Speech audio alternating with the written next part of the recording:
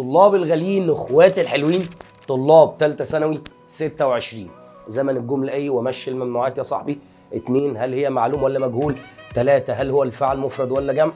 لو present perfect continuous والمضارع التام المستمر.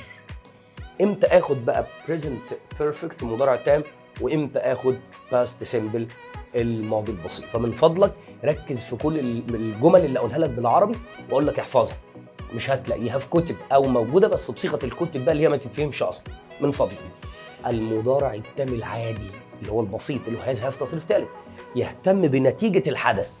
اما المضارع التام المستمر هاز او هاف بين واين جي يهتم بمده الحدث، بيحب مده الحدث جدا. المضارع التام المستمر هو هاز او هاف بين واي ان جي. حلو، ده في المعلوم. اديني شكله في المجهول كده يا مستر. عينيا يا حبيب قلبي. في المجهول هنبدا بالمفعول طبعا، وعشان احنا في المضارع التام لازم ياخد يا اما هاز يا اما هاف. لما ادي لك مثلا اويك اسبوع، حلو، اساميه ايه بقى؟ اساميه ايه؟ ما فيش. هو قال لك اسبوع على بعض، يبقى ده مين؟ ده الرجاله بقى.